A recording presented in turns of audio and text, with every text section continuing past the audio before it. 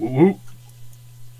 All right, and with that, guys, we are live. So today, this was actually a conversation sparked from a Twitter conversation. Anybody who follows me on Twitter saw a recent war with me and what was it, Classical Theist? I this think, was actually a conversation. Also, there's Streamlabs listening to all of my things, which is really awkward. Professional streamers, everybody.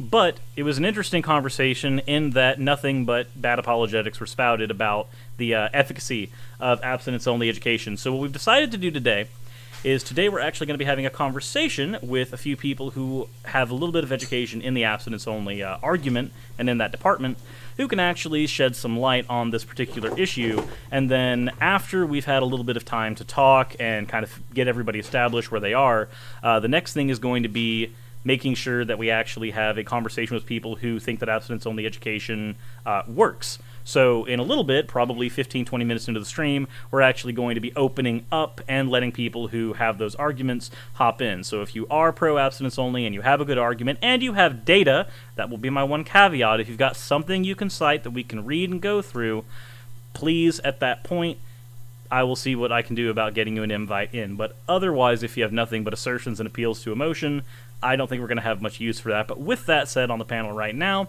we have Jim Hall from Atheist Edge. How are you doing, Jim? Hello. Good to be here. We have Inane Dragon, who's a channel that I was watching since before I actually started doing YouTube myself. How are you doing, Inane? Good evening, ladies and gentlemen. I have booze, so I can speak about abstinence. We have Lady Unicorn as well, and she's a channel who I've shouted out on my channel before. How are you doing? I'm good.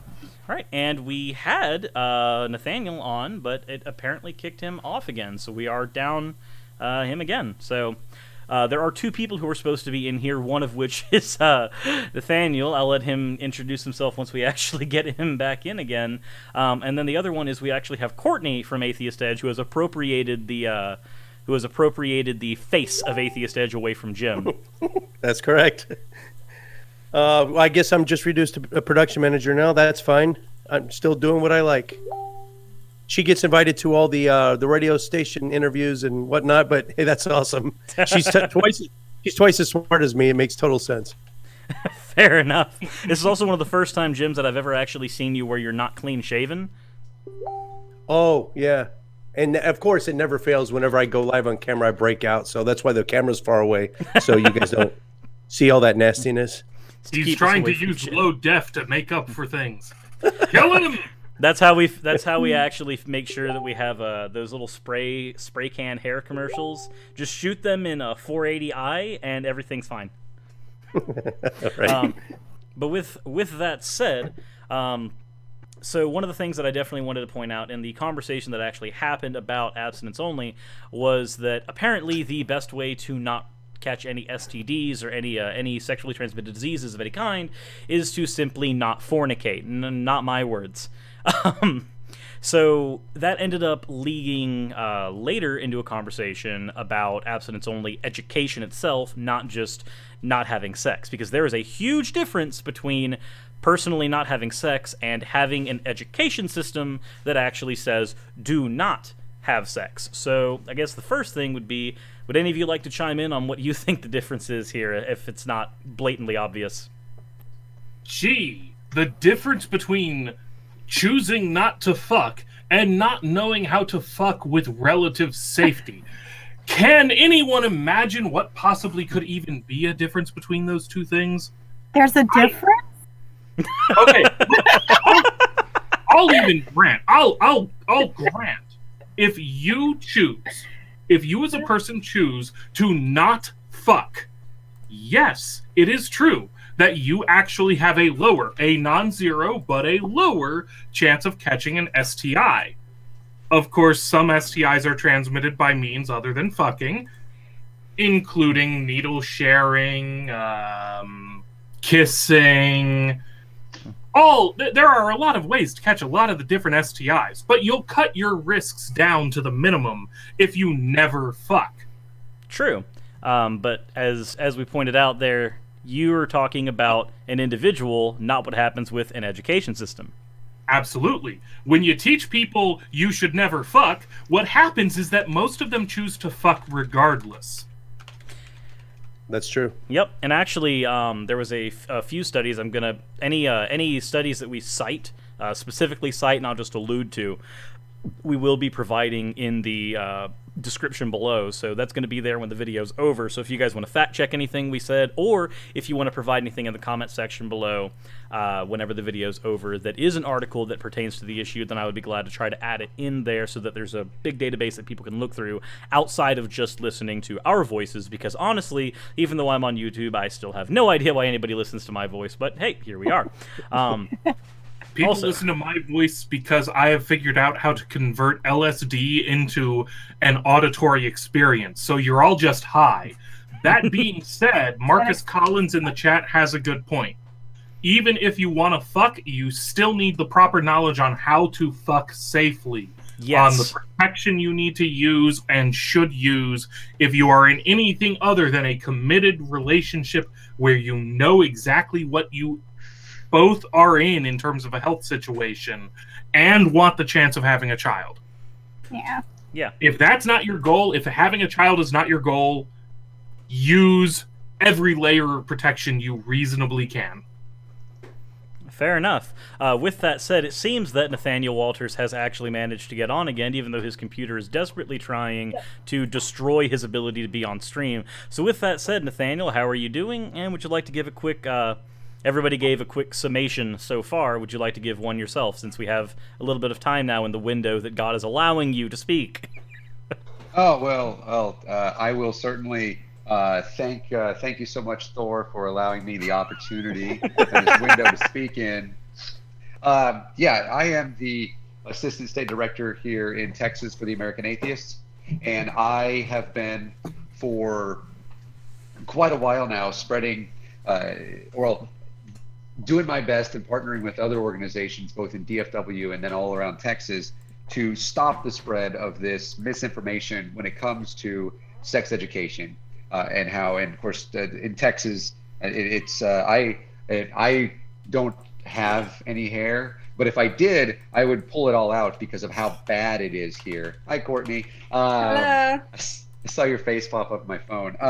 Yeah. And actually, Courtney was great. She was involved in an event quite recently. She actually presented part of a presentation that we put together where it shows how dangerous abstinence-only sex education is, and what we need to do to move it over to comprehensive sex ed, and why sex ed works. And not only does it not work as far as abstinence-only, but it's dangerous.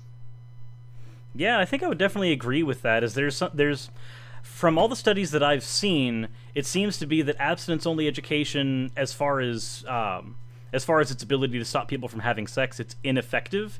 It doesn't change anything in the way that it wants, and so you're still having people have the same amount, if not more, sex that they're having beforehand. It's just now the sex is more dangerous because they're uneducated. Yep. That's correct. And uneducated, not using condoms, which prevent the overwhelming majority of diseases from being transferred, ad nauseum. Yeah. It is certainly a bit of a, I'm going to say a bit of an issue, but that's not really the right word here. It's a huge issue. Yeah, what you're talking about is a population of young people who, as we've all agreed, are going to have sex anyway, but are ignorant to contraceptives, more often than not because they've been lied to about them with statistics. They are ignorant to how diseases are spread. They're completely wrong when they have questions about the usefulness of contraceptives, especially condoms. Yep. And we've actually seen this in study after study after study. It's in part of the presentation that we created, and I'll provide that into, I think, the chat here in a little bit. And to where not only do they not know about the risk of STIs and how condoms actually work, but they're also, in the state of Texas, #1 in the state of Texas for repeat teen pregnancies, and that is because they're not told this is how fertile you are after you have a child. and DFW alone is 50% higher than the rest of the nation. And for those of you out there who don't know, it's Dallas-Fort Worth. And that is because of the awful we call it sex education. I'm doing the air quotes thing, and it's I could, like I said yesterday on your Facebook post, I could literally talk about this for hours. Oh, and I figured you could, and I figured that that was one of the reasons I wanted to get you. And when Jim mentioned that Courtney was going to be able to make it after the Women of Deconversion, I was ecstatic about that as well. And with that said, that she is the one person who has not been able to introduce herself. So now that we're 20 minutes in, how are you doing, Courtney? Hi, sorry guys, I'm late. As Cyrus was saying, I just got off of the chat of Women of Deconversion, and we're talking about the 7 deadly sins. So this month is wrath, and unfortunately I think we just ended up talking about faith in general, more so than wrath, but I think we kind of raised the topic a little bit. Okay. Well, I know that it's something that Godless Iowan wanted to hop in today as well for, but he was not able to because he was sick. But we do have our panel as it is right now, and since our panel Press F for Iowan. Press F for Iowan. Pay respects. Rip Iowan.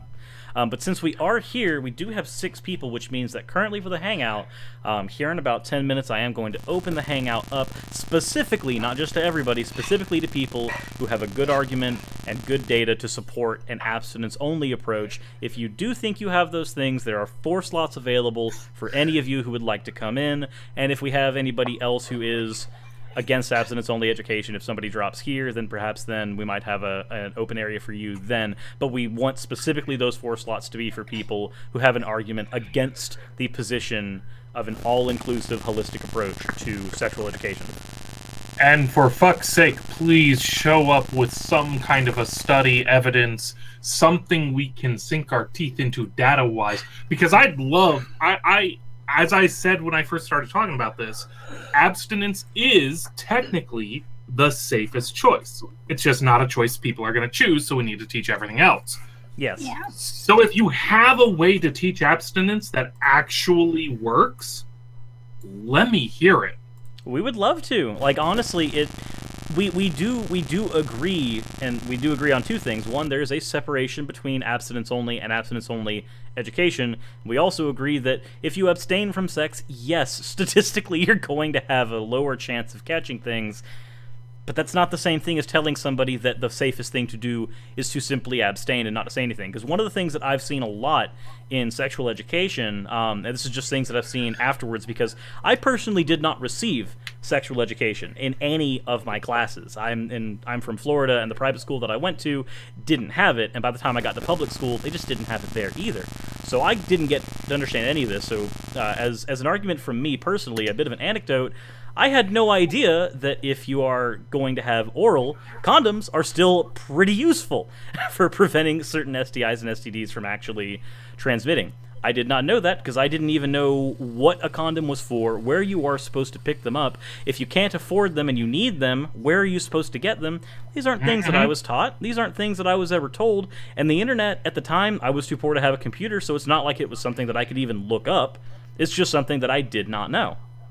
And that seems to be the case a lot of the time. What I see a lot of people tell me when they had their abstinence-only education, and if any of you have had this as well, let me know, but typically, instead of talking about the efficacy of a condom, this is the verbiage they'll use. Instead of saying, a condom is 97% effective, or whatever effectiveness they want to ascribe to it, they will say, well, it's 3% ineffective, and so after this many times having sex, you're guaranteed to get pregnant, so you might as well just not have sex anyway.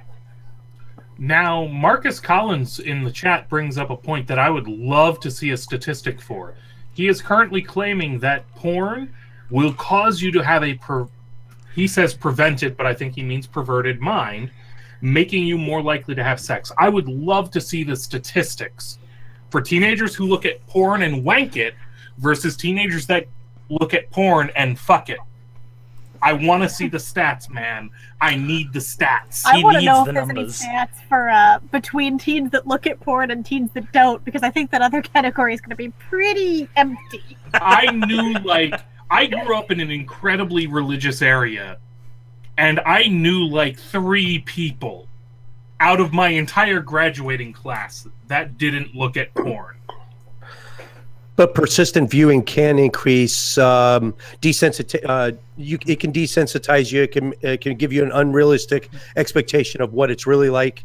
It can. You know? There is the desensitization argument. That is true. That's how there are always extremes. Yes, and that's that's viewing it too much or having an unhealthy habit or an unhealthy relationship. Oh my God! Why is the hedonist agreeing to these things? at least for me, I think that argument about porn giving you an inaccurate depiction of actual sex is an argument for proper education. Yes. And so I think that would be, not an argument against proper education. And the thing that's, I don't know if you guys have brought this up yet, but abstinence-only education isn't just advocating for being one context for sexual activity that's acceptable, but it also has this willful misinformation. It's an intentional misinformation, yes, which is damaging on its own. And so that's an excellent point. There's more there than just that one argument. Well, that's not even getting into the psychological aspects that cause it to be incredibly damaging. In fact, actually, I can't remember her name, but there was a rape victim who was locked, I think, from age 14 for about 9 years. And when she was finally found and was able to escape, the only sexual education she had received before having all this stuff happen was abstinence only. And the rhetoric that her teacher used when talking to her about this was imagine yourself as a stick of gum. And when you have sex, it's like somebody's chewing a piece of that gum. And when you have enough of that sex, you're essentially being chewed up to the point where you're going to be a wad of gum that nobody wants. What do you do with a wad of gum once it's been used up? You throw it away. And now what happened was, as a direct result of her being taught this, remember, this person was kidnapped at 14. And if I can find her information, I'll throw it in the description after this. This person was kidnapped at 14. By the time she managed to escape and get out, which, by the way, doesn't happen that often. Typically, when you have a case like that where somebody's captured and used as a sex slave for any reason, typically they don't make it out of that, so she's an outlier there. After making it out, she found that she was so psychologically damaged, not just from the things that happened, because the things that happened to her would have fucked up anybody.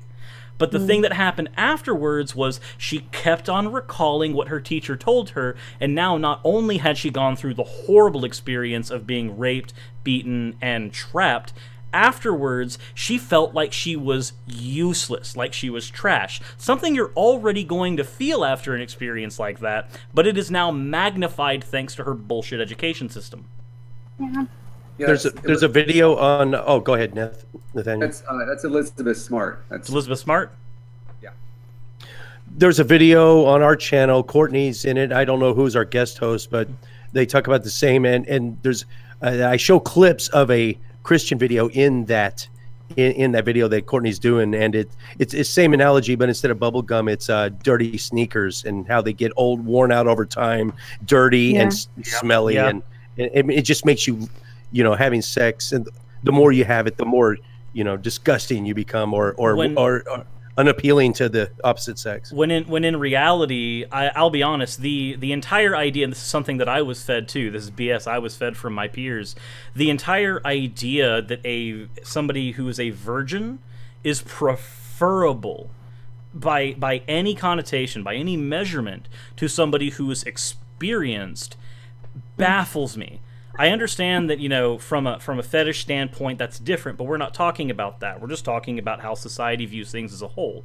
And as a whole, in Western society, we generally view virginity as something that's like a virtue almost. And I don't understand it, because to me, it seems like it's just somebody being ignorant. They can be ignorant willfully, that's fine. If they choose that they don't want to have sex, that's on them. There's nobody saying you have to have sex. The entire peer pressure sex thing is, I would almost say that's a bit of a myth.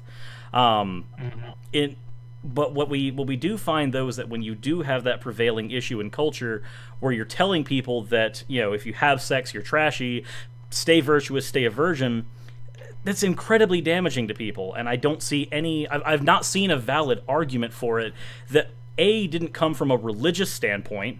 That's like one of the big key factors that I've noticed, is that almost always it's a religious standpoint that says that you shouldn't have sex. I've not seen one that's not from a religious standpoint and had any good verifiable backing. Yeah, and I also want to point out, sorry, that the comprehensive programs aren't advocating for I guess like sex before you're ready or something like that. They're just not giving the demand of sex happening only in a certain context. And so that's something that I think is a misconception about comprehensive, that it's going to encourage kids to have sex earlier, and I think it's pretty terrible because it also doesn't demonize abstinence as a valid choice. It's a respected choice, and it's shown to be that. But it's about having information when you are ready for that. So it's very mischaracterized. Well, not to mention, one of the statistics that I've seen lately is that right now the average age of marriage is somewhere around 28. And the average age for sex between men and women hovers around 18. And typically with your abstinence-only education, it has a lot of focus on, premarital sex is bad. Don't have premarital sex. Don't do things without your marriage partner. But if there's a 10-year discrepancy on average in America between when people are having sex for the first time and when people are getting married, there's a whole 10-year gap here where that education is entirely damaging. Well, yeah, I would actually say that it's longer than that. I would say that it goes for decades. True. Because as we've kind of gone through this, and we've seen these, anybody that's really kind of looked at this in depth as we have, first off, the only people that oppose comprehensive sex education are the religious, these mostly in the United States, and some sort of hardline, more Sunni Shiite Muslim, elsewhere, or well, it's always religious. And it has to go back to the beginning of the people that came to our country. The Puritan ideals have festered inside of the United States, shake off no matter how much we like Taylor Swift. That was my only joke tonight. I'm sorry. It's the one bit of comedy. And luckily your mic actually allowed you to get it out because you have a lot of lag. And that was one of the few things that came out as comprehensive, or comprehensible rather. Sorry, not comprehensive. That's the other thing we're talking about. Yeah. But it's damaging, but it also leads to other types of emotional manipulation and emotional and physical abuse as well, that is linked specifically to religion and can be not accepted but excused under a religious standpoint, and it's always religious. Well, yeah, there's certainly something to be said about somebody having the only argument I'm having for you is, if you have sex before marriage, you'll burn in hell. At that point, I'm just going to go, well, we were having a valid conversation, and now I can only laugh. Yeah. That's basically what happened to me in the conversation with classical theist, when the entire assertion of, well, you're just denying the purpose that God set forward for you, and I'm like, it's shit no. like that. That is why I don't talk to classical theist anymore. Yeah, he seems like he gets, and this is the last thing I'm going to say about him unless it crops up again, because this isn't a conversation about classical theists. This is a conversation about abstinence. But it does seem like classical theist of a year and a half ago and classical theist of now are two entirely separate people, and the one right now has like dove headfirst into a rabbit hole filled with spikes. But the spikes are facing this way, so he can't get out. But with that conversation earlier about the actual comprehensive sex ed, even though I was in Kentucky, we actually did have some that was discussing protection and even giving us information on where to get condoms and stuff. And they still had plenty of time that they were talking about why to avoid it if possible, and why you probably shouldn't, but here's what to do if you're going to, and all that kind of stuff. So, yeah, it's definitely not like if they promote information, they're going to just be like, oh, go have sex. No, and we even had a whole comprehensive... thing we even did a whole thing with those dolls that they use to try to show how positions they have a baby and stuff. Oh God! And I think that's still way better than saying that the best thing to do is not have sex. Because let's be honest, let's be 100% honest. The time that you are most likely to have the most sex, probably in your teens, when everybody's a raging bag of hormones. So there's for most people. So at that point, it's probably better that you teach those people who are more likely to have all of the sex, at least in some capacity, how to do it safely and not end up spreading STIs and not end up having babies that they don't want. Because if you're 15 years old, unless you've got a lot of money in your family, you probably don't have the capacity to take care of a child, and your mental faculties probably aren't there for taking care of a child yet either. You Not probably need to physically be safe. It's also the body's not physically ready. That's a high-risk pregnancy at that time, regardless of how healthy the kid is. It is, but I didn't want to get into that one specifically because it's mainly there is already the risk to them versus the risk to them when it comes to the sexually transmitted diseases. You're just compounding that risk now with the birth that will inevitably happen afterwards. And even if you survive the birth, now you have the issue of what do I do with this child?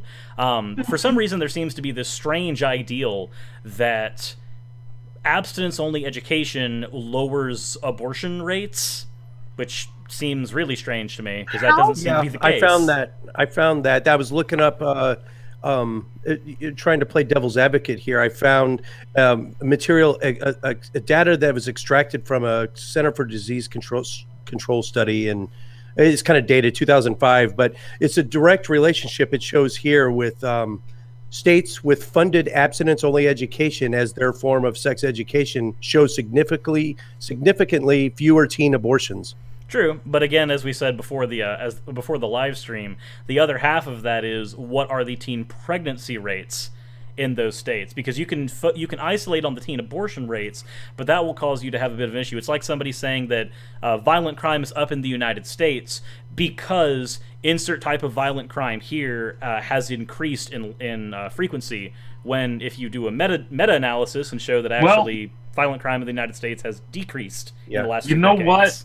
I'll go ahead and join the devil's advocate team and point out who really cares how she got pregnant as long as she's dumb enough to have listened to the abstinence-only education and then still gone and fucked a dude and gotten pregnant.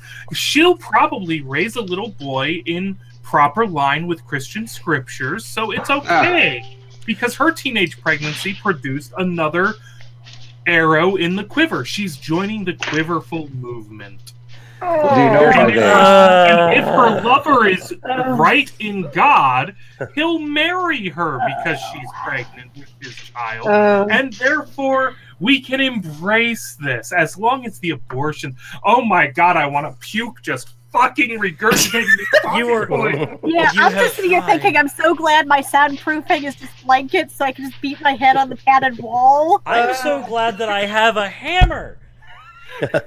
Because for the record, I do not actually believe any of the shit I just said for the last 30 fucking seconds or whatever. This doesn't seem to be a positive correlation, but if it were, here's how I would account for it. The states that have predominantly abstinence-only education programs, like my state, Texas, 90% of my state is abstinence-only, and the 10% that isn't, it's optional, and it's banned to even bring up LGBT specific issues. So that's my state, right? And if statistics are correct, yes, maybe abortion rate is way lower in my state. That's because the access to get a healthy an abortion, there's, you know how many Planned Parenthoods there are in my state, right?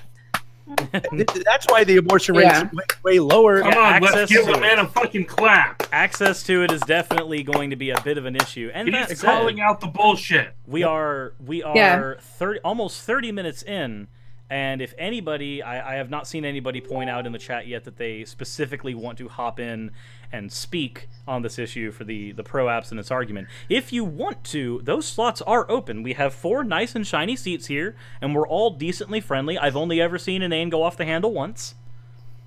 Wait, who's got a shiny seat? I don't know. Who here is sitting in a leather seat? Me? Nope. Okay, pee on it. It's shiny now. I am. I am not going to pee on this. This is an expensive goddamn chair. Fuck you, sir. I am not peeing on this chair. Fine, polish it in whatever means you wish. It can now be shiny. Wife, I need you to lick my chair. And why are we still spending as a country almost $100 million a year on abstinence-only education programs? You're contracting these church-based organizations out to teach my children, and when we know that there's no efficacy in them, why are we spending all that money? Nathaniel has his hand up. Oh, go. Go for it, Nathaniel. Nathaniel, do it. Yeah, that's actually really easy to answer because church people pay a lot of money for it.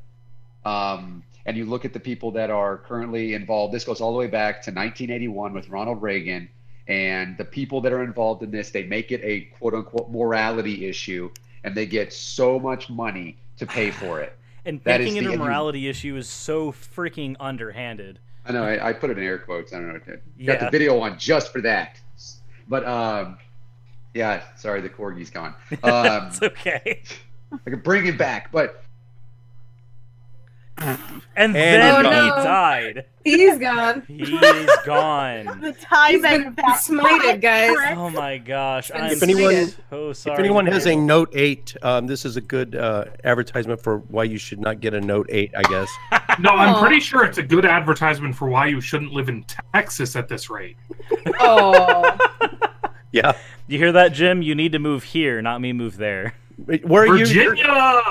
You're in Georgia. That's just as bad. I mean, you're not wrong. You're not wrong. Yeah. I would assume that's worse. When I told somebody that I wanted to, at one point, learn to be a theologian, they were like, well, I think the best way to interpret Scripture is to pray about it.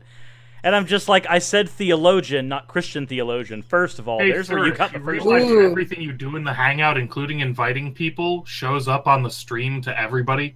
Hey. Just putting it out there. Well, sorry, Nathaniel. I invited myself. Excellent. Excellent. You've actually hopped in this time without me having to send you an email again. Well, I sent the link to like both of my email addresses. That way you have something to click on. Yes, because I'm gonna keep just falling out of this shit.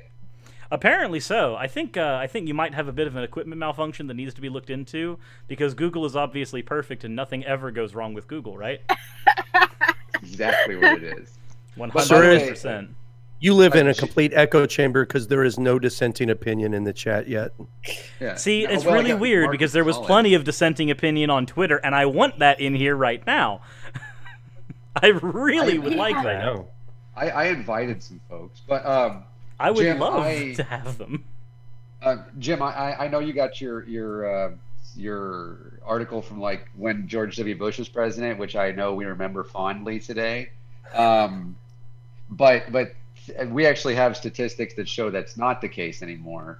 As far as even in 2011, and then of course into 2017 and 2018, that show that not only did outside of chlamydia, the STI rates have gone down, but so have abortions in states that mandate comprehensive sex ed, whereas you see the almost the opposite. You don't see necessarily a decline at all in abortion rates. Now, we've actually seen a decline in abortion rates in the country, but that's not due to abstinence-only sex education or otherwise. But that's looking at the big picture. This particular extract from the data is looking at states that are predominantly abstinence only and states that are comprehensive, and pitting them against each other. The abortion rates are lower with the abstinence only in this study. True, but the two things are, one, that study's from 2005. I'm sure there are more recent studies. And two, on top of that, you already pointed out one of your own issues you would have with the argument beforehand, is that these states that would advocate, I think right now we've only got 13 states that are comprehensive now. Most I think the other 37 are this all... has 17, but yeah. I think it's 16 or 17. Yep, okay. 17. But when you have those states that are abstinence-only educator states, they're also more likely to have less access to things like Planned Parenthood and things like that, because at that point, if you have a board of education that is going to accept that into the curriculum, that means that on the population level, you have those same people who are accepting other pieces of BS. If those statistics hold, then that's what they would interpret out to be. If you live in southern Texas and anywhere near the Mexican border, there's only one Planned Parenthood now. That's it. You have to find a way to get to that one. There's only one left. Ugh. It's crazy. Would you say when you say that you would accept other things in your curriculum, does that mean you're speaking about something like saying Moses and the Constitution. I don't think I said anything about accepting other things into the curriculum. I was saying that if you have the people that are accepting that level of BS into the curriculum, then that population on the whole would accept other things outside of the curriculum, which would include not having access to things like Planned Parenthood on the population level.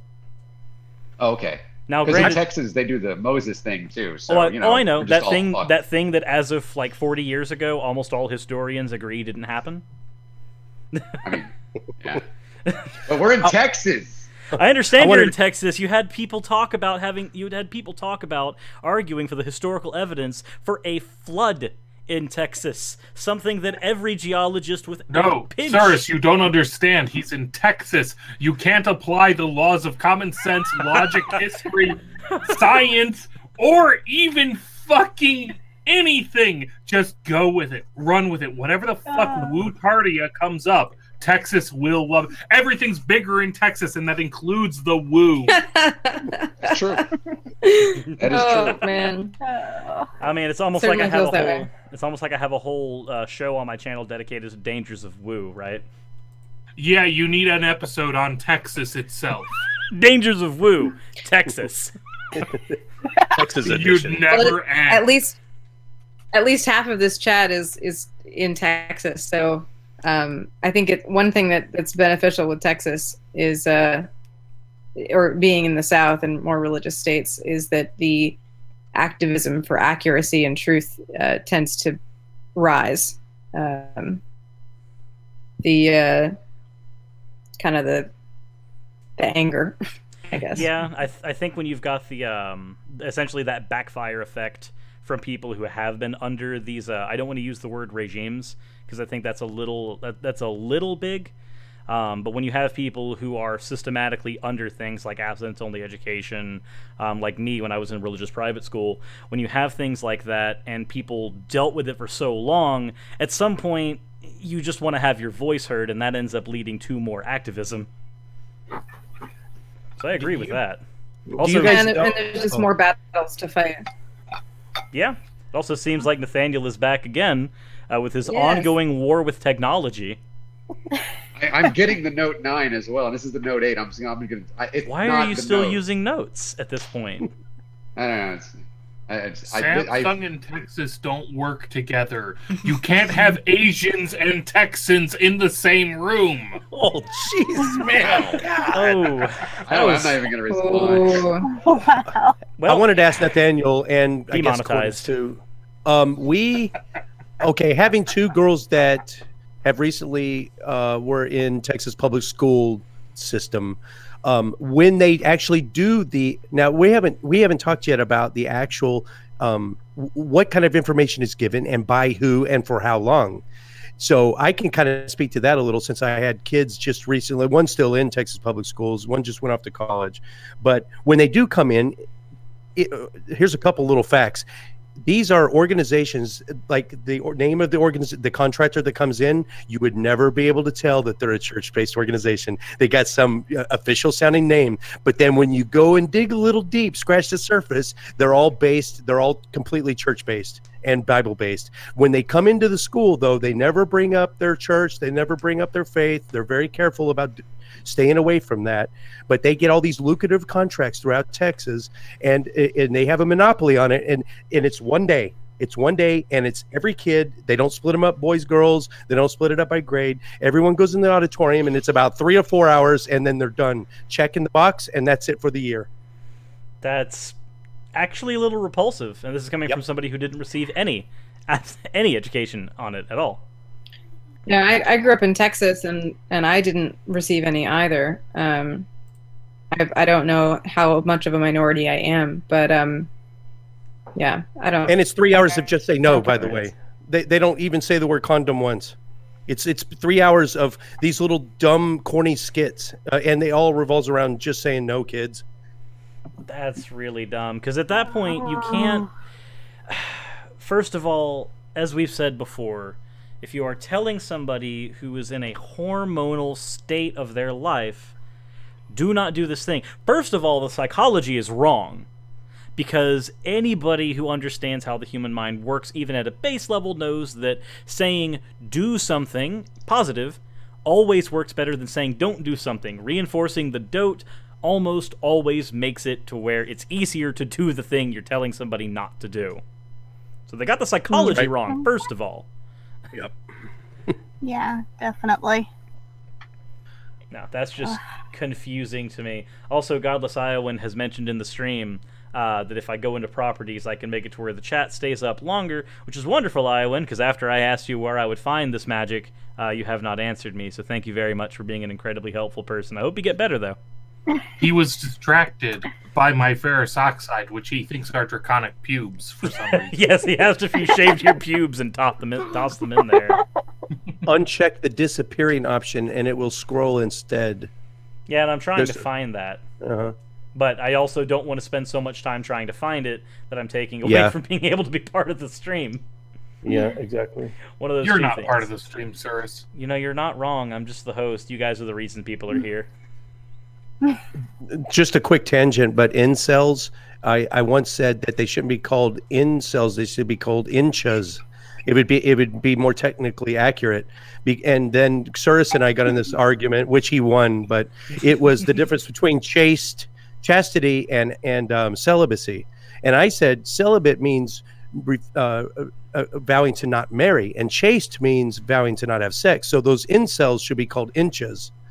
True, but then I believe my side of the argument was that if you're going to have your argument against Steve McRae always be about common parlance of celibate includes sex as well as... No, right. You just shouldn't have an argument with Steve McRae because that just gets boring and pedantic.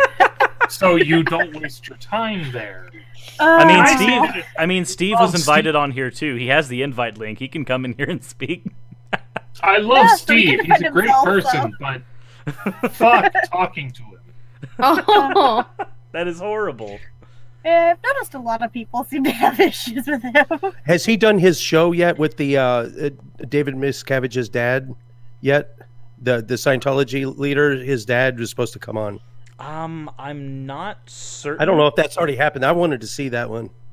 I'm not certain because Non Sequitur show, as much as I like watching it once in a while, it's kind of in the peripheral for me. I look at it and I say, oh, Non Sec is live, and unless something pops up that I'm like really interested in, I'm just like, that's a show for somebody else. And then when it's a show that I'm super interested in, I hop on and I'm like, this time it's a show for me.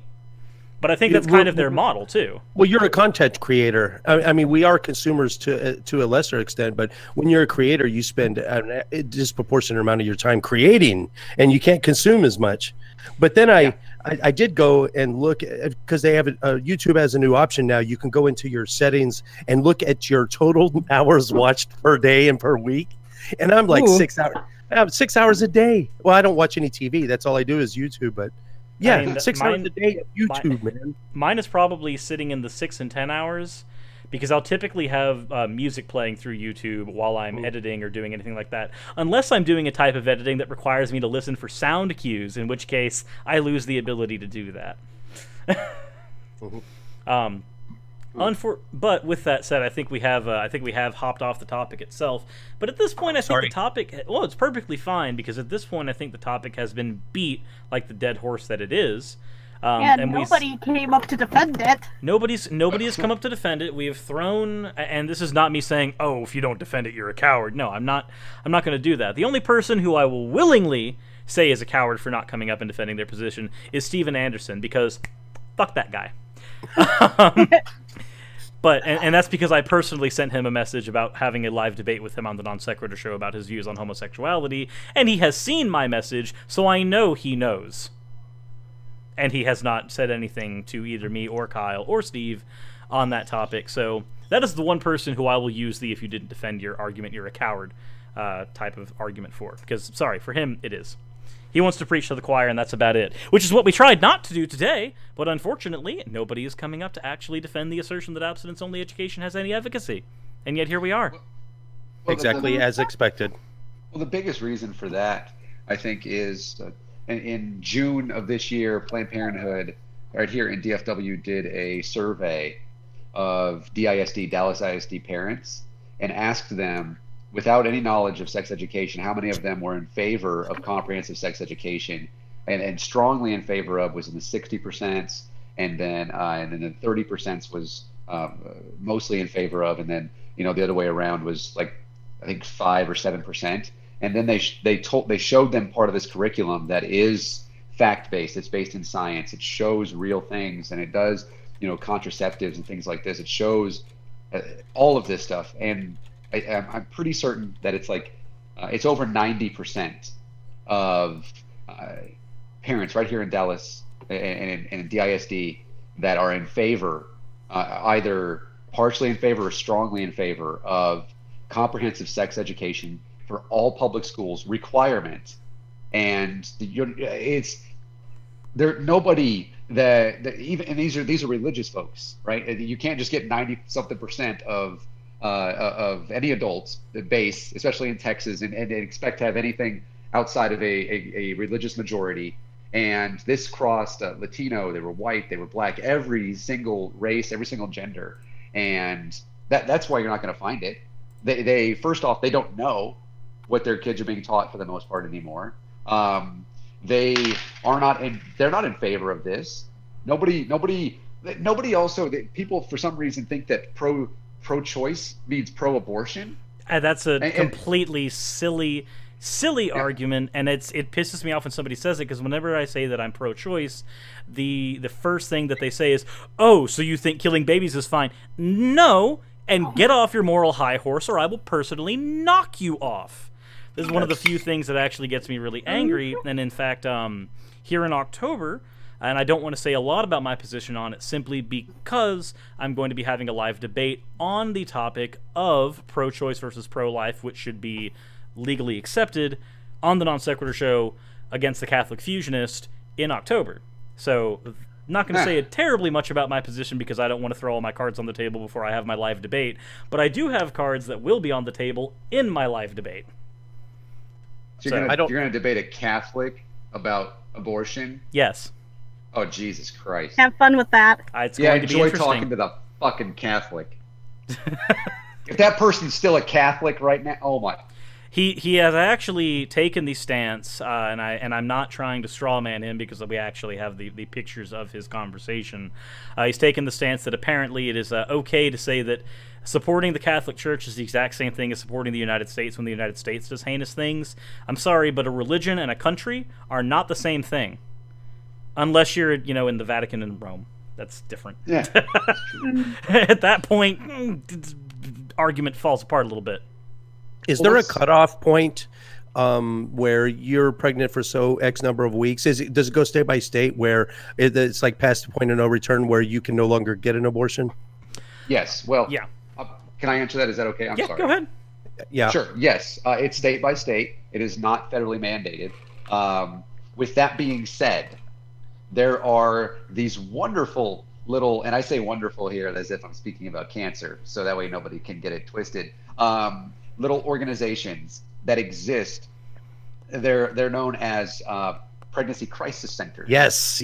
Oh. Yeah. They look just like abortion clinics too. Oh, it's unfortunate that Courtney just left a little bit ago, because she and I, and also Susan Turpin here in Dallas. Susan actually works for Planned Parenthood. One of these crisis centers is right next door to Planned Parenthood here, right up the road from me, just a couple of miles. And they, first off, aren't required to say, "Hey, we're not actually doctors anymore," especially in California. Of course not. They're not prevented from lying to these young ladies and saying, "Oh, you can go to 23 weeks. So you can go to 24." So they're the Kent Hovind level of a PhD then. I would say, from this moral sense, that they are abhorrent, where Kent Hovind is just a fucking liar, right? Actually, Kent Hovind has advocated for the jailing and death penalty for homosexuals, and that's a recording that me and Steve McRae both have on him. So I would say that the two are one and the same. He's an abhorrent piece of shit who has actually gone on record. He has gone on record saying that he beat his child at the dentist office because he would not behave, and he bragged about it and then claimed that the dentist actually said that it was a wonderful thing that he did, and he wished he could discipline his child the same way. So actually, no, he is an abhorrent piece of shit. Sorry. So that's what's wrong with Eric. I was 10 minutes away from Eric in Pensacola. I wish I could have gone and seen him. I really wish. Nathaniel has dropped off again, and Nathaniel is back again. Wonderful. Yeah, I have this down. Yeah, sir. You would ahead. not believe. I don't know if you've seen it, but these crisis clinics, they advertise the shit out of. They've got the billboard space, and it's set up to look just like a Planned Parenthood, and they're always set up real close or right next door to an actual Planned Parenthood. It's set up to look like a clinic, and they're sneaky as hell. Yep. Yeah, and they don't. No transparency at that point. Yeah, and then they'll sit there and guilt the people who go in for help, even if they're not even trying to get an abortion. I went into one literally just to get a pregnancy test when I was a teenager, and they started going on and on about it. I have a friend who, and I'm not going to name them, but they're a good friend of mine, and they actually needed an abortion because like their body is messed up enough to where the chances of them dying should they give birth were incredibly high. In fact, I believe that it was one of the things that like they basically told her mother not to have kids, but she ended up anyway.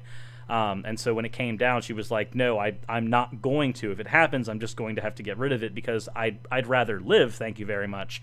And she still had to go through. I think it was at least 2 counseling sessions through people like that before they would, even proceed past that point. And she basically explained the entire thing as a Christian guilt trip. Yeah, well, they exist for one purpose and one purpose only, and that is to prevent abortions. They don't have to know how to do anything. They don't have to have any expertise in the medical field. That's just like those people can go in and do sex education, if you want to call it that, in public schools here in Texas. There's no requirement. And they don't know how to work the machine, put jelly on your stomach. It doesn't work on me. Ultrasound machine. Turns out it doesn't work on me. Look, he ate a Chipotle. I think you figure that out more by the smell than anything else. It's pretty crazy. But they can lie and they can say, "Oh, look, you can hear the heartbeat," but no, they wouldn't know how. And they have these, so they'll have diapers and things like this in their clinics. It's all mental manipulation at that point. Yep, and they say after 6 weeks or something like that. Oh, well, the mother should take care of their children. They don't provide these things after the fact. They don't give 2 shits. They just want people to not have abortions, which is it's so. And these are the American evangelicals. Yeah. That's one of the issues with all pseudoscience is that pseudoscience typically has an agenda, and it's almost always very easy to see the transparency behind a pseudoscientific agenda. So when you have somebody peddling, at this point it's medical science that they're trying to say is theirs. When you have a pseudo-medical science position, you're going to have a little bit of propaganda, in this case probably a lot of propaganda, that's in your favor. For one, you've got the clinic that looks like it's a legitimate clinic for people who need this help. For 2, you've got the counseling, which counseling is seen as a legitimate practice in the medical field, especially when you're undergoing any kind of operation, abortion included. And then you've got, like you described, you've got things like diapers and you've got things like that that are around there. They're to make people make this association between fetus and child. I'm personally... I know that this is laying one of my cards out that I'm going to have during my debate, and I know Catholic Futurist watches my channel, so I guess I'm playing my hand a little bit. But I'm willing to grant personhood. I'm willing to grant personhood for sake of an argument, but I do not personally grant personhood unless I'm having to do so on basis of a debate, unless a child is physically born. Now, the Bible does not give the fetus personhood. It's important to note that. Well, in the Bible, there's such thing as a tabernacle abortion. In Numbers, they have the tabernacle abortion, where you have a potion that is built by taking dust from the bottom of the tabernacle, and you give it to the woman, and the exact verbiage that's used is causes the thigh to rot. But the misconception about birthing at the time was that children were birthed in the thighs. And so when you have the verbiage of causes the thigh to rot, that's a miscarriage. That is a medical miscarriage. And the best part about that entire passage is that when it's talking about the miscarriage, it is specifically saying that it will make them miscarry if they were adulterers, but it will not make them miscarry if they weren't, because apparently medical science can tell you whether or not you've sinned. Yep. I part ways with you a little bit, Cyrus, as far as I think that's why I was asking about that cutoff point. And it's funny Nathaniel brought up that 23 weeks, because based on what I've read, and it used to be much earlier than this, I thought. I used to think the central nervous system was fully formed and the fetus was capable of feeling pain at 7 weeks. But later, just looking into it more, it's pushed that to the right quite a bit to 23. So after 23 weeks, from 23 weeks to delivery, would any of you be should that be illegal? I mean, is this law necessary? And would you, if it's viable outside of the womb, would you consider that a United States citizen that's got civil rights? At that point, my personal take would be, you're now having a conversation that is moved away from personhood, because at this point personhood has been granted. The conversation is now about bodily autonomy, and now you're going to have to run butt up against the famous violinist argument. Yeah. Oh, I'm not familiar with it. The violinist argument basically is that you and a violinist essentially wake up. You were knocked out at one point, and you wake up in the middle of nowhere. You can provide blood to this violinist, and it will let them survive. This is a famous violinist. They're well known. It's basically granting that this person is an outstanding member of society. Do you owe it to him to use a part of your body to keep him alive? Yep. Do you owe it to him? That's and it's good. not, is it morally good too? Because it's inarguably, at this point, it would be morally good to keep him alive if you have the ability to. But this is not an argument about morality, it's about your obligation. Are you obligated to this famous individual who provides to society to give a piece of your body, regardless of the repercussions, to keep them alive? This is a really stupid analogy, but I just came up with it right off the top of my head. But let's say we put a mother and a child in a closed system. She has the child is, let's say, an infant, right? It's already outside the womb. It's born. And in a closed system where she had no other recourse, like she couldn't put the child up for adoption, just say like stranded on a desert island. Mm-hmm. If she just refused to feed that child, would that be murder?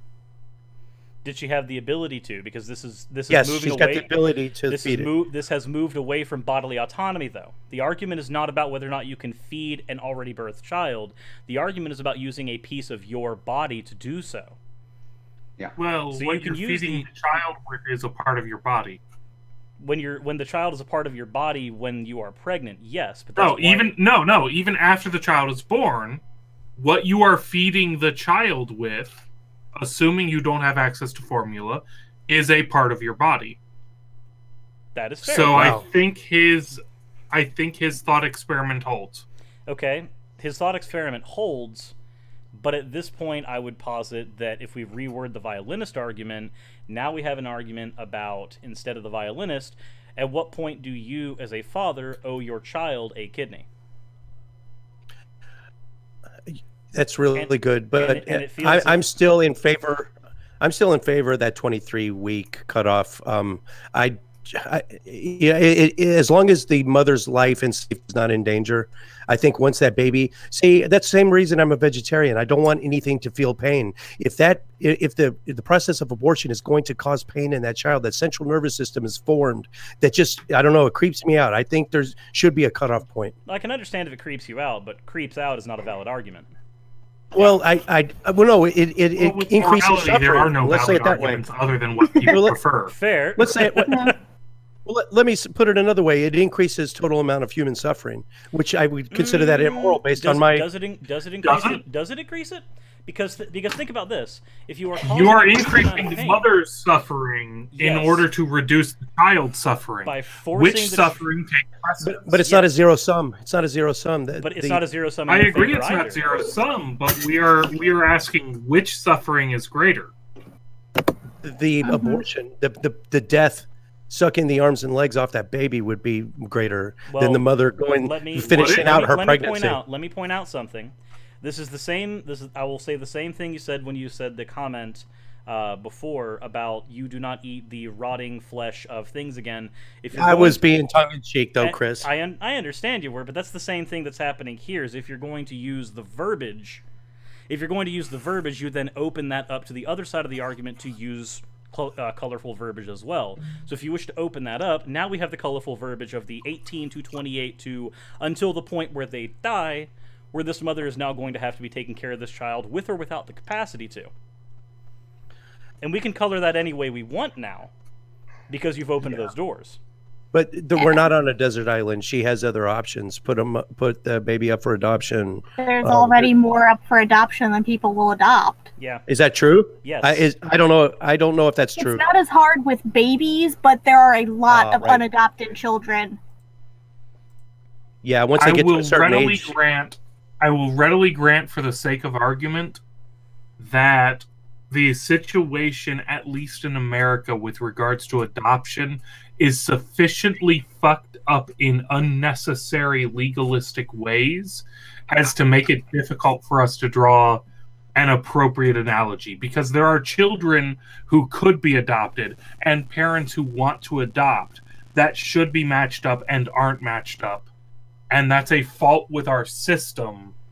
And unfortunately, any conversation that tries to get into how our adoption system works runs into those problems.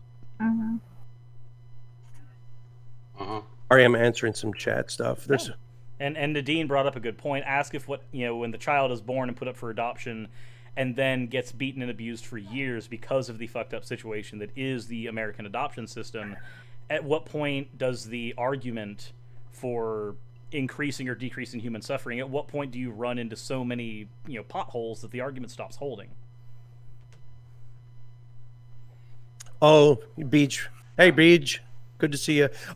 Yeah, she had a problem with the way I described the abortion, so I guess it might not be a suction method anymore, but yeah, I don't know how it's done. That's why the one thing that I didn't call you out on the argument itself, I called you out on the verbiage used. It's the specific reason why I don't know exactly how the procedure is done, and it probably depends on how far along the fetus is, but yeah, however it's done, I know if that fetus or blastula or whatever it is, if it's formed a central nervous system, it's bound to cause pain, and that's fair. From ignorance, maybe there is a way to terminate without causing any pain. Well, and even with all that, even if the pain is not even considered, Hannah Anderson brings up a good point in the chat that none of those arguments matter because the argument is still about a bodily autonomy. Women do not have to carry; they do not have the obligation to carry the pregnancy just so that someone can adopt it.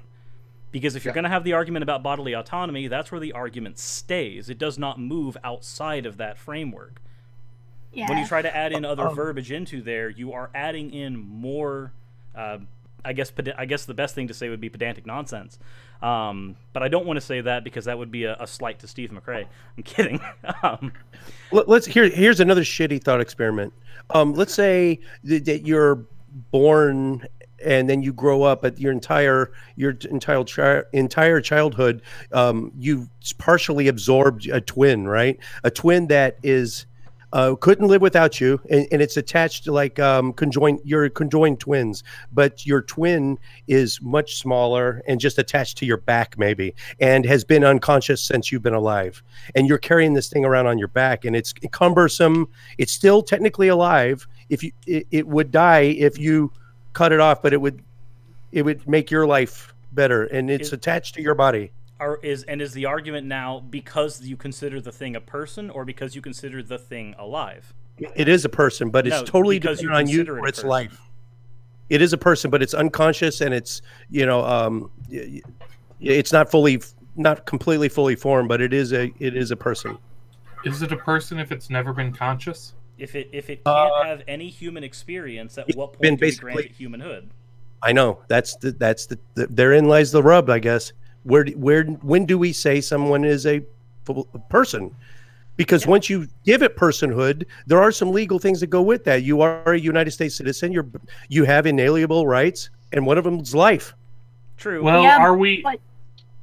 But I feel like we're mixing two different terms, and I'm sorry, Lady Unicorn, for cutting you off. You're fine.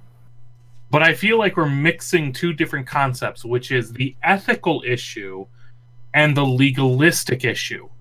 What the United States government considers the appropriate response or behavior is independent of the ethical from issue. what is the Yeah. morally correct Absolutely. thing to do. And I think And I feel like I'll grant that we're kind of walking this line where we're not sure what side of each of these issues we is on. But I hesitate to speak to some of this because some people are bringing up what is correct legalistically versus what is correct moralistically. And they can be different. I was talking could have's, and you guys are talking should have, and I'm talking, coulda. But laws are all legislation it comes from a moral base. It could be religious, could be a humanistic base. It can come from a moral base, but it can also come from a pragmatic base, which is not necessarily moral. We don't even need to make that differentiation. It can absolutely come from a moral base. However, that moral base is independent from whether or not we accept that moral base. For example, until recently, the United States government said, if you like to suck dick and you have a dick, you can't be in the United States military. You could also get jail time for sodomy. Like the overwhelming majority of us felt that people who like to suck dick while having a dick ought to be allowed to serve in the military. Therefore, our morals opposed the morals of the government, opposed the legalistic morals. And that's why there's a juxtaposition between the two issues. To say it's legalistic. Yeah, that's why there's a juxtaposition. I don't know if is anyone on the panel would be in favor of late-term abortions then. I guess Nathaniel? Oh yeah. Yeah. Yikes. Because it is an issue of bodily autonomy. If you're going to value one life over the other, you're going to have to provide me an incredibly good reason why the one life is being valued over the other already established one. I have to say that's one of the places where I have a different view on what should be legal than necessarily what I would consider moral, because I definitely think that a certain amount of it has to be legal. We don't even take away that autonomy right for a dead body that could keep somebody alive. Yeah.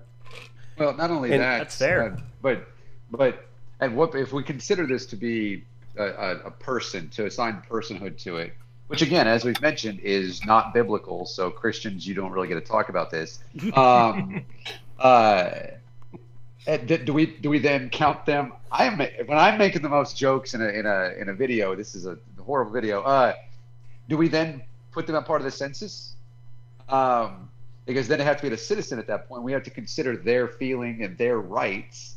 What rights do we assign to them? And then we say, okay, well, now there are, instead of 333 or whatever it is, million Americans, now there are that many million more that are in the womb. They are already people. They're already citizens. Okay. What is the... At what point do you give partial human rights, essentially? Yeah. Aren't censuses done? Is it censuses or censi? I don't know. Pretty sure it's censuses. I think it's every 10 years. And one of the questions, Latin noun. Okay, I think in the census, I think it does ask you, "Are you currently pregnant or intend to be?" Right? That's a census question. It probably never asked you because you have that thing down there that makes it really awkward to ask you if you're pregnant. I don't recall that though. Okay, maybe I'm backed up, but anyway, it's pretty. In all honesty, though, the argument doesn't. And I know that it's faux pas. Sorry, Catholic fusionists. You now know most of my argument that you're going to be arguing against. At least that's what I'm going to be telling you. But anyways, at this point, I think we have diverged very far from the topic. But that's not a bad thing, because I don't think there's really much more we can even talk about on the topic itself, because we don't have anybody arguing from the other side.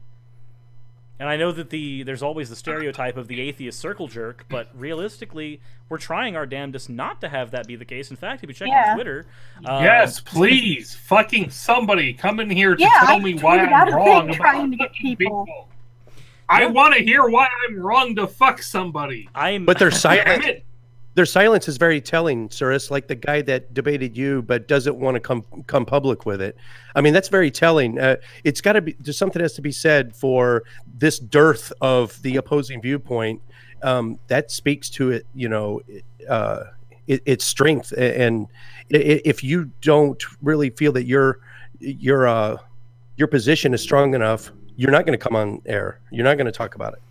No, and I think that's fair. But I will say, though, if you don't think your position is strong enough, do not let that deter you from coming on air in the first place, because you might find that you don't feel your position is strong, but you might demonstrate that it is, because what you think is a strong argument in an echo chamber, and your own head counts as that, might not necessarily hold when it comes to reality. What you think is a very strong apologetic might fall under the bus, or it might end up being incredibly hard to argue against. So if you are pro-abstinence only, I will give it another, say, 10 or 15 minutes. I think that's fair. Nathaniel just gave maybe a month ago, a few weeks ago, he gave a public lecture on this very topic to a room full of people. So anything jump out at you? Were there any opposing viewpoints in that? Anyone come to it to protest? Or Nathaniel, can you hear me? Yeah, I can. You should just set it to the next time that my stream fucks up, and then we're done, because that'll be like 5-10 minutes. Right.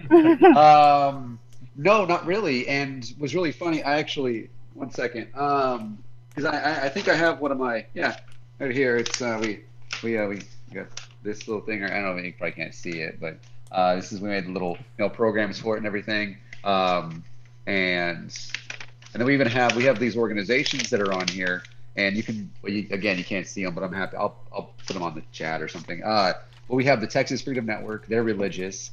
They are a liberal-leaning Christian organization here in Texas. Have the I forget what it's called, but it's it's a religious organization based in Washington, D.C. that is the Sexual Religious Freedom Foundation, and we are working with them as well. And so, what are they going to come to protest? Somebody's going to come protest against other Christians. It's well, they actually kind of do that now, anyways, because what's the right kind of Christian? But no, we had politicians there, and and everything, and it simply is that there's no other side to debate this. The facts are, I realize that the people that try to argue against this don't give two shits about facts. You'll find out. I have found that they all support the exact same things pretty much across the board. But the facts are in, and anybody that has a child cannot and pretty much does not stand up and say, yes, I want my child to be involved in that.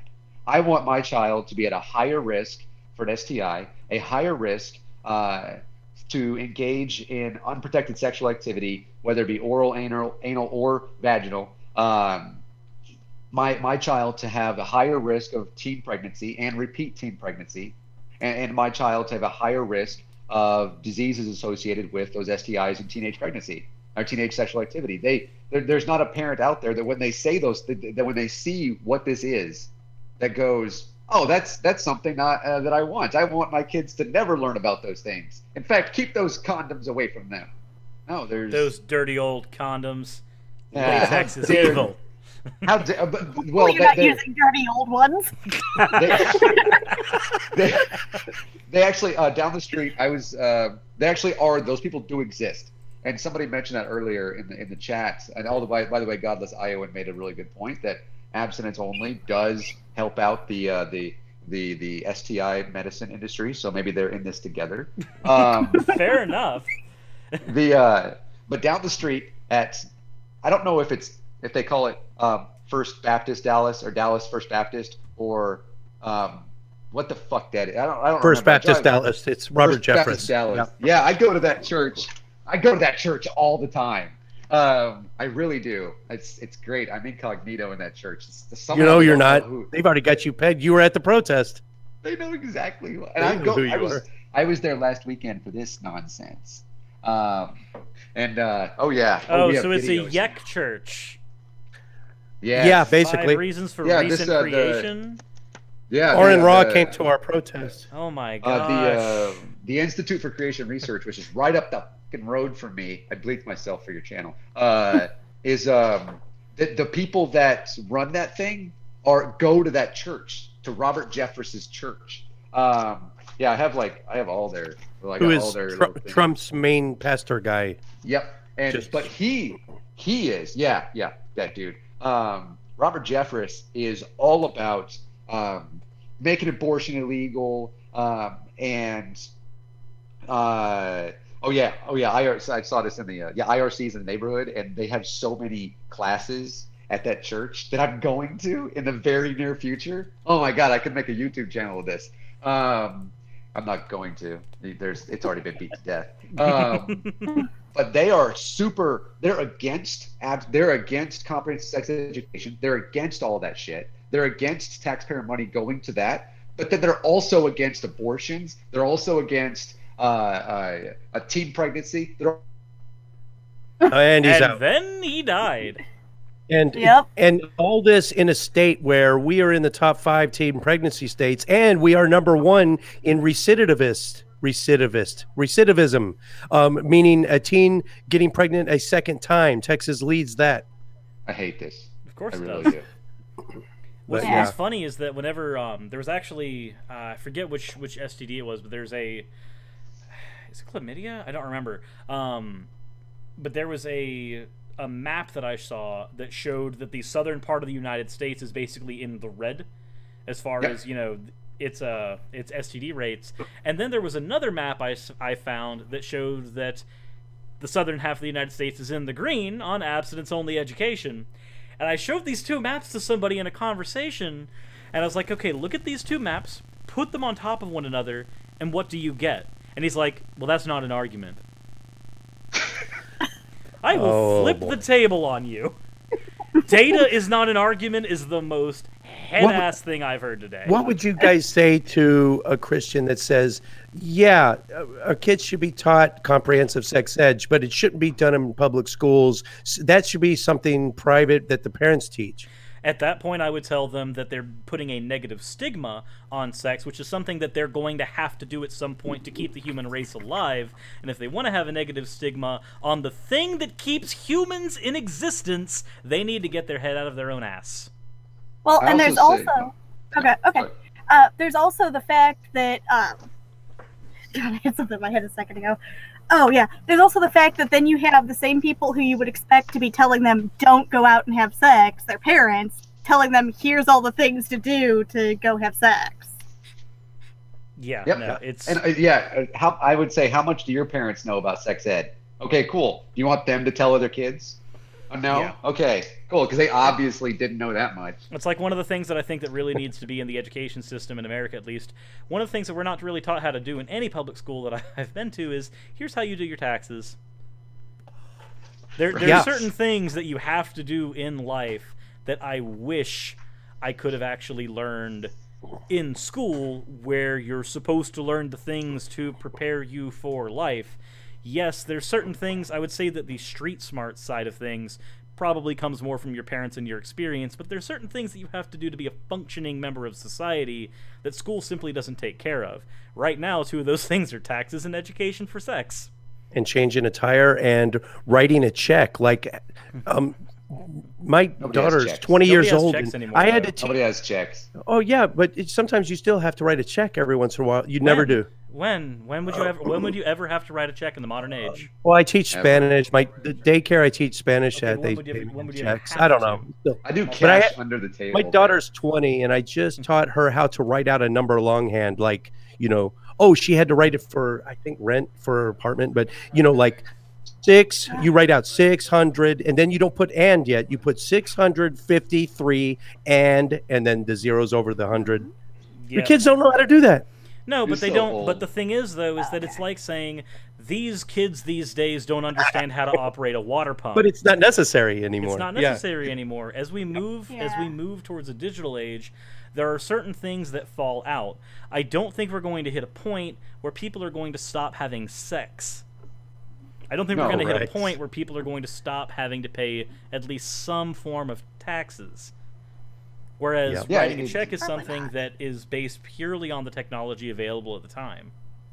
Yeah, as it turns out, sex evolutionarily is fairly amazing for the fact that it not only creates more of us, Thank you, Hamilton, wonderful. for that. Yeah, and we've made it so that it feels great. Us Dolphins kind of feels. I was actually going to say that. that us and Dolphins agree on that. Yeah, that's why Dolphins do it in the blowhole. Oh, that's a real thing. That's a thing that Yeah, happens. Dolphins are That one of the is- few animals that basically Yes. gang rape at that point. They do. Pigs' orgasms are 30 minutes long. There's your useless trivia for the day. Oh, it's We just definitely... gave dolphins in the blowhole. How do you give useless trivia? Oh, okay. That's okay. If we were on Jackson Wheat's channel, he would be talking about how whales have sex instead. Oh yeah, I can do that too. But That's there's why also we don't invite Jackson to anything. I like Jackson. Oh, I love him. I love him. But he's too biology nerd for any conversation that's not about biology. When can you ever be too biology nerd? I'm too video game Oh yeah, nerd. Cirrus has a guy. That guy you have on, RJ Downard. RJ He Downer is awesome. RJ I Downer love has a RJ. show. Awesome. RJ has a show with Jackson Wheat on his channel called The Evolution Hour on Wednesdays. I love that guy. Yeah, I love RJ too. We actually had a fundraiser for him on the channel recently and got him all the got him one of these nice Blue Yetis, the boom arm, studio lighting, and a new HD camera. That way he can both record his audiobook that he's wanting to do, and I'm actually going to be production on that. So that's going to be fun. But it was Him also... and Joe Rogan are the two podcasts you could listen to for like 2 hours straight, and time will fly. It's entertaining all the way through. Oh yeah, when you get RJ started, RJ doesn't stop, and then he doesn't stop, and then he continues to not stop, and it's wonderful. Yep. I really need to get back with RJ and offer to record the audio for his book for him to make an audiobook out of it. Well, he said for Phineas Fogg or for Evolution Slam Dunk. Ooh, Because either. because he wants to record the audio for Phineas Fogg, and he's actually sent me audio samples of his stuff with his new mic, specifically for that. Fair point. But we can still have that conversation, I'm sure. But with that said, go on. nobody Go on any science thing. nobody has come, even though the Twitter invitations have been out there for a good 48 minutes ago is when you sent that, Lady Unicorn, I think. Something like that. You know, the longer portion of this stream, the stream has been out for an hour and 20 minutes, and a good 60% of that, the open invitation, has been out there. Nobody has said anything in the chat. Nobody has come forward in... Actually, you know what? Let me just... Before I put my foot in my mouth, I will check my email, and I will see if maybe I have an email. Oh, well, my last email was 5 hours ago. I guess that's a no. But just wait until this live chat's over. Your comment section will fill up with them. Absolutely. Yep. Absolutely. And you know what? That's how they work. I And then welcome Twitter the will probably be incels. full too. I It's funny. welcome the people who are going to blow it up there, because you know what? If you're going to fight all day in the YouTube comment section, but you're not going to speak with people who are actually speaking about the topic, that's fine. And you know what? If your issue, just throwing it out there, if I needed to extend this for another 5 minutes, if your issue is that there are 5 panelists here, you know what? Guess what? I will do the same thing that I did when RJ hopped on to talk with Multi Tom Tom. I will gladly bow out and ask anybody else who can to bow out, and you can select the person you'd like to talk to on this panel. Whether it be Nathaniel, me, Inane, Lady Unicorn, I'll even throw Jim under the bus. You can choose who you want to talk to on this, and you won't get ganged up on. Fucking bring it, bitches. I know nothing. I'm an ignorant goddamn hedonist who's just here to talk about how much he loves fucking. There you go. There's your target. You couldn't ask for a softer target than an Ain Dragon on this one. It looks like your screen has a sim. And then he died. And the topic is just I don't see any way to fight it. I don't know the other sides. We've touched on a few of them, but if there's might be some out there I don't know about. I think the topic's put to bed, and then we can move on to why are we spending $90 million in taxpayer money to these church-based organizations that weasel their way into our public schools. When you get to the point where your studies have studies being done on them, which is where we are on the abstinence-only education argument, when your studies have meta-analysis being done on them after the fact, you know that the topic is being done to death. And unfortunately, I think there's only been, what, 2 factual articles? Or 2 factual studies that have found anything pro for the abstinent-only argument? That's the claim that I hear, but I haven't seen the studies. So that is, I would be interested in reading 4. those. There are 4 4? of them, and that's from 2008. Correct. That was a study from 2001 until like 2005. So it did not, and it was in Mississippi, Florida, Vermont. I actually have the study. I can link it. Yeah, do that. I want to read those. And it showed that, and it's important to know this. Yeah, and I have this. I'll bring a link here and I'll put it in somewhere, wherever. I don't know. I'll send it to somebody. To where it showed that when it comes to abstinence only, that they chose. There were 700. They chose 4 to dig into, and these are school districts. And of those, it's like, when you look at average age of first sexual activity, it's exactly the same. When you look at average or percentage and per capita of STI rates, it's exactly the same, right? So you could, so one at that point could argue that abstinence only does work. That there's, you see that whether you have comprehensive sex ed or whether you have abstinence only, it works until you read down further into this. And you read to where they were grossly wrong, abstinence only, the kids that went there, when it comes to, as I mentioned earlier, condom usage and the effectiveness of condoms. And so what you actually see then is there's a correlation with that and the amount of people who are getting pregnant as well. And so while there may be more people that are having sex after, that are in comprehensive sex ed, they're not getting pregnant the same. Yeah. Right. They don't have as many STIs. The per capita is different. But this is 4. And then you look at it after the Obama administration just sliced those things in half, and you go from 2009 until 2016, and these precipitous drops in teen pregnancy, in abortion rates, in STI rates, all the way across the board. For those states that took that government, hundreds of millions of dollars of government money, it's amazing.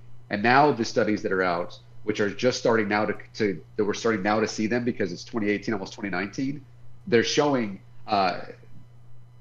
perfect correlation to where you look at what it was in 2007, and you look at where, as far as abortion rates and teen pregnancy rates, and now you look at it in 2016, and it's obvious. Yeah, and it's really sad that with the data that's there, we have an administration that is trying to push for an abstinence-only market again, which is disgusting. But I think at this point, we have done everything to try to get somebody on the show. I've sent out a thing on Facebook. We've sent out things on Twitter. It's people who have had the argument with me on Twitter. I have sent posts to them with a link to the video that they can watch and send out to their own people. I've done what I can. If people do not want to come on and speak, that's fine. We'll see them in the comments section, I'm sure.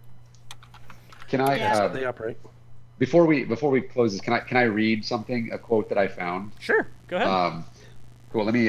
So because I say that I found it, I need to find it again, because it's in my Google Drive somewhere, and I lost it now because I was just saying I wanted to talk about it. So filler.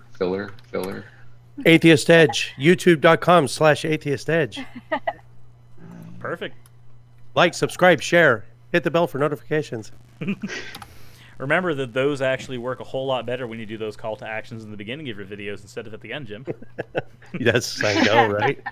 I gotta look at the that. ferrous oxide moving. Stop showing us dragon pubes.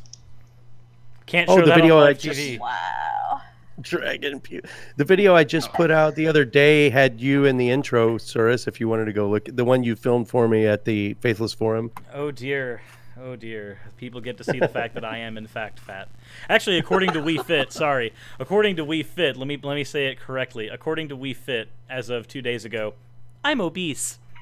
No, Nintendo never knows nothing.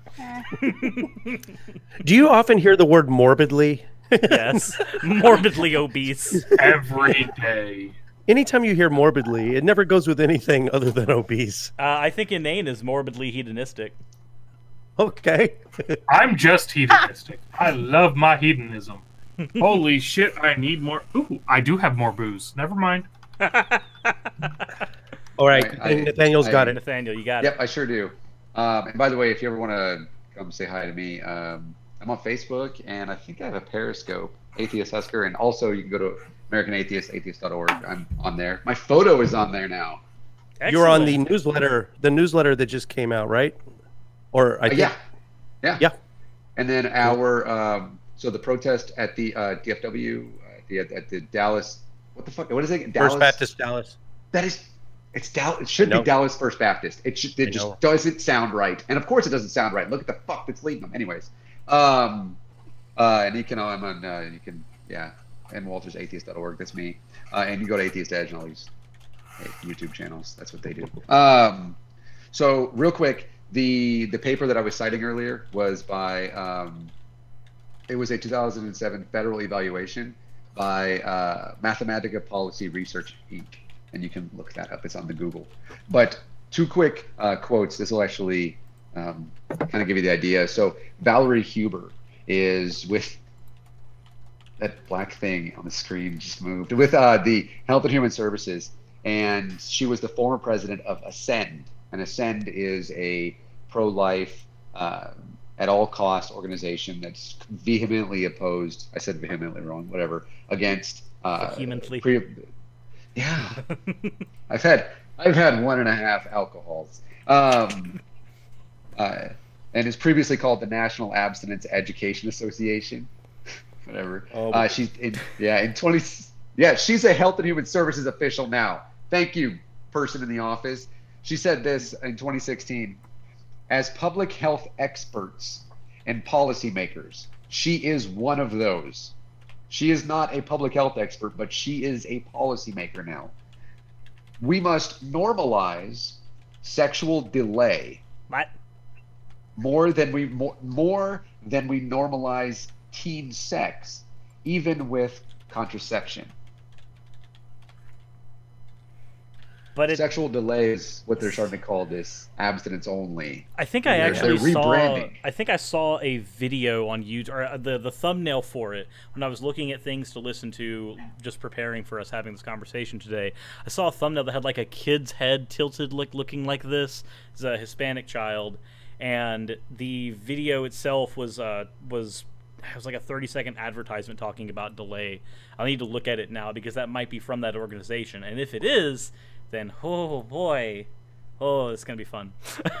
Delay, isn't that like tantric sex where you? No, that's a different type of delay. Come on, but and then Kelly Markham, who's with she's a government affairs legislative assistant at the Family Research Council in Washington, which by the way does sound like what it is. And this is where this was actually in 2017. She said, "I think this current administration, talking about the one right now, is listening to parents on this issue. The previous administration really made it a partisan issue. The messaging was that the conservatives wanted to impose their morals on others and tell kids not to have sex, and that was very unfortunate." Well, apparently reality is fucking unfortunate.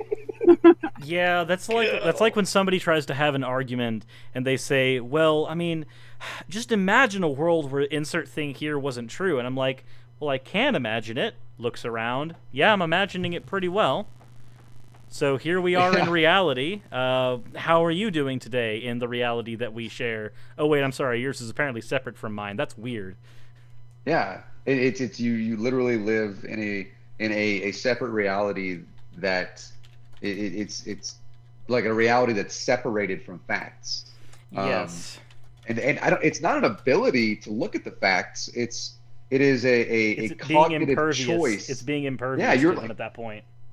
There's a force field of I don't even know. There's so much willful stupidity. It's willful, dangerous thinking. If we were to use R.J. Downer's word, he has a word for this. It's called Tortugan.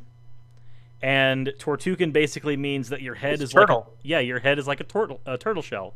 You have the ability to look out and see that there are facts out there, but the minute facts come in, the turtle just pops back in the shell, and the shell's impervious to facts.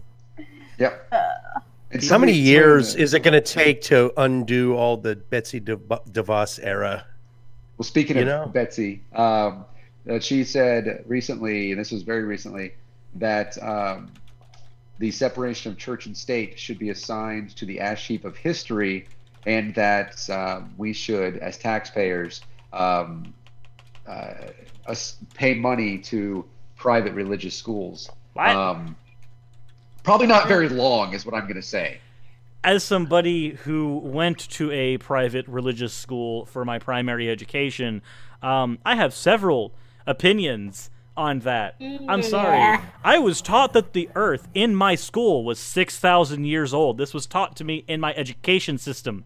This was told to me by a teacher who I trusted, whose job was to feed me facts. I was told the earth was 6,000 years old. I do not want the money that is coming out of my paycheck that prevents me from having a full paycheck to go to that level of bullshit. Yep. Definitely. Amen, brother. And it Shout won't. The good news is that it won't. Now, mind you, I said during the entire 2016 fucked up year that Donald Trump wasn't going to go anywhere, and that he wasn't going to win the primary, and that he wasn't going to win. He wouldn't. And now, so I've been wrong about everything basically up to now. But the Earth is still round, as far as I know. Somebody's going to correct me and say it's an oblate spheroid. Whatever. Shut the fuck up. And I am confident that that we're never going to pay for that idiocy, and as far as we have gone over there into literally people accepting communist Russia as totally okay, that kind of thing is not going to happen. I'm confident as well that we're going to move back and go into this. Speaking of sex ed, it's a real big topic. The things that I'm starting to present now that I'm putting in there talk about how it affects Medicare, how it affects Medicaid, how it affects the amount of people on welfare, and how teaching the facts, which is this hashtag teach the facts, and I deserve the facts, actually reduces, when they see comprehensive sex ed, it reduces abortions, STIs, all that stuff, but it actually also reduces the amount of people who are on Medicare, Medicaid, CHIP, SNAP, all that, because it's first off, it's aimed at people that are in low income situations, and with that knowledge, those minorities who it directly affects more than anybody else are now able to, because they're not having children at such a young age, they're able to move up and not be kind of caught by those social safety nets. Yeah, and not to mention that the kids would wind up on them too, at least until they got older, which is more people right there. Well, it's actually one of the reasons my stepdad and my mother did not get together, specifically because my stepdad wanted to focus on his career. They are together now that and they did not get together when they were in high school, but they're together now, specifically because he knew that having a child, even though he had a very good safety net because his family's decently financially well off, even with those circumstances, it would be very difficult for him to get where he wanted to financially in life and support himself the way he wanted to, dealing with a child. And I can understand that. Hannah Anderson in the chat, this is so true, having two teens of my own, but it's so true. She says, telling teens they can't do something is a sure way to get them to do just the opposite. Yeah. That's exactly what it's doing. Yeah. I mean, how many, my teenagers, as soon as my wife and I, as soon as old people started getting on Facebook, ask any teenager how much they are on Facebook now. It's for old people now. Yep. Anything we do, it's not cool anymore, and they go on to something else. Or if we tell them don't do it, that's a surefire way they're going to go out and try it. Yeah, Republicans, don't tell the 18-year-olds now that they're not going to go vote. You're fucking stupid. So I would like to say that for anybody who is watching right now and would like something else to watch once we're done, I know that Steve McRae is having a thing on his channel right now about Christian morality, for anybody who would like to take care of that. Also, the actual upload for today, because the live stream is not today's upload. This is a thing that was planned. I see that, Nathaniel. I agree with you. but this was actually something that was planned almost last minute, last 2 days or so. The actual upload for today is done. I wanted to make sure that it was uploaded after this was done so that, one of these things did not cannibalize the others. So here in about 5 minutes, so pretty much once the stream is offline, my new episode will be up, and it's a bit of a doozy for anybody who's familiar with Islamic Pulse and the guy Biscuit. It is a video response to him. It's the second time he's been on my channel, not by his own volition, of course. What's it over? It is about the philosophical argument to why we can't see God. What he does in the video, and I don't want to spoil the video itself, but essentially what he's going to do is he's going to say that Allah is in fact the philo God, and no, Allah is not the philo God. Christians claim that Allah is the philo God as well, and one of these two have to be wrong, and I'm going to go ahead and say that it's both of them.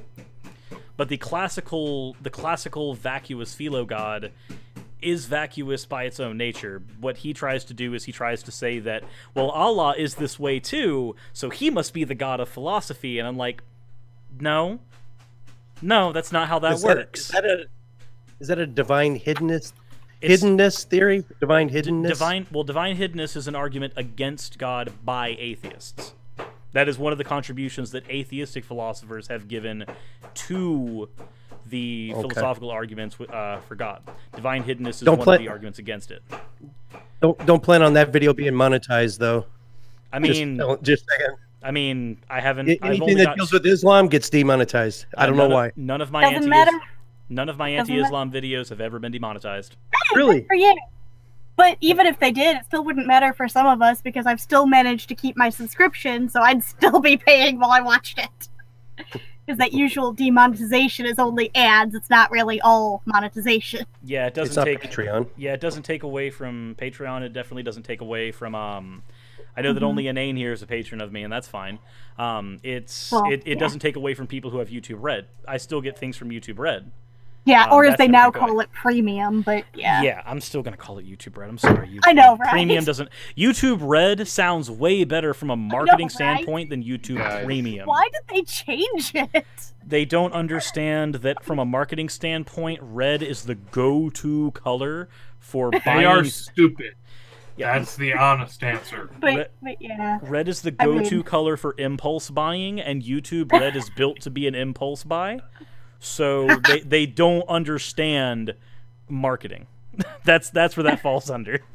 That would make sense. But yeah, I'm not a patron because I don't really have spare money. I have multiple people coming together to pay for this. I'm not a patron, but I hired you for some artwork once. You did. And there's nothing wrong with that. I don't tell anybody they have to be a patron of me. If you want to, you can. If you can, then I love having patrons. But if you can't, or you don't want to, I don't want to be the person sitting back there going, "No, do it anyway." Sales pitch. Yeah, no, that's definitely. scummy. That is very, very scummy. Yeah, I appreciate that the people I've been watching don't try to do that. No, the most I do is I have like a 5-second plug in every video where I have a thing. I have a thing that pops up that says, "Hey, if you want to be a patron, do this," and I say, "Hey, you can do this if you want to support my channel," and then I move on. I think that's the best way to go. Yeah, and having a link too. That's all good. It's just. Yeah, just don't be one of those people. Don't be Jordan Peterson. So with that said, I think it is time to go ahead and get into final words because we are starting to butt up on the 2-hour mark. So we'll start with Jim. Is there anything you'd like to conclude with? Any plugs outside the ones you've already given? Unless you want to restate them, that's fine too. I'm all plugged out. Atheist dead. Oh, if you Google me, yeah, it'll all come up, and you'll also, as of today, Deeper Waters Ministry. Just did an expose on my first book. Most people believe in God. Can they all be wrong? So it's a pretty short read. It's 25 little tiny chapters, right? This guy did a takedown of my book that is probably a higher word count than the book itself on his blog post. So he dissects my entire book and says, I don't know, somehow I got absolutely nothing right in my book. It's uncanny, but if you're gonna have that all the time. I need to actually. Is your book on Amazon, by the way?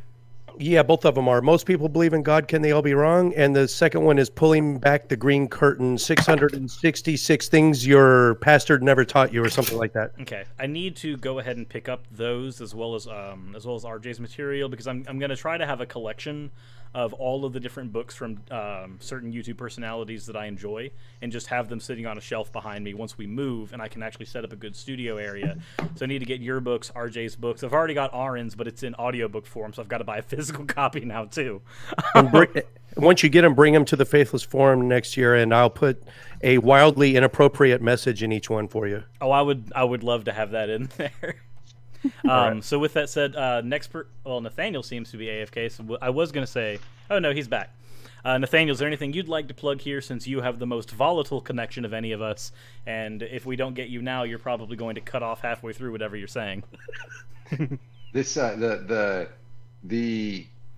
the connection here is like the connection that was in Nebraska on Saturday night when we just wanted to watch Nebraska football for the first time since God forever. You fucking weather.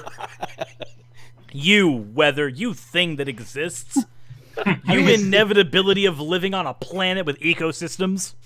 Also in the Midwest. His last name is Frost, okay? I get it. You're fucking pissed at him because it's, whatever. Global warming is happening and there's not going to be any anymore, but geez.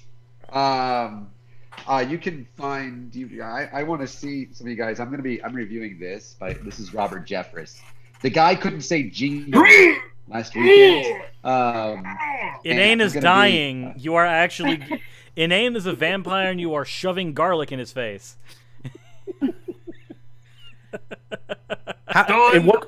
Nathaniel, what kind of format are you going to address that? Probably on Periscope. I got a pretty good. I'm like the only person that does Periscope, but I got a pretty decent following there.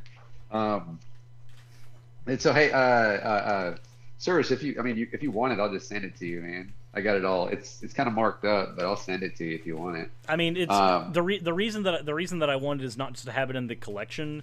It's also because I have an underlying principle that if there are content creators that I enjoy and I try to send them funds and support them the way that I can. So, for instance, 20% of my Patreon is always going to be dedicated to giving back to other content creators. I'm only ever going to take home 80% of my Patreon, and that's the way I'm going to keep it. If I somehow get $1,000 through Patreon some magic way, 200 of those dollars are going back into other YouTubers. No ifs, ands, or buts about it. It's the same reason that I picked up Richard Carrier's book. It's the same reason I picked up Aaron Raw's book. It's the same reason that I'm going to be picking up RJ Downard's and Jim's books. I want to support the community that I'm a part of, and that's a big part of my ethics. So if you send me it, it doesn't work towards that goal. I think I'm going to do that too. What's 20% of $17? At that point, you would just be handing a couple bucks off. But for me, it's just the principle.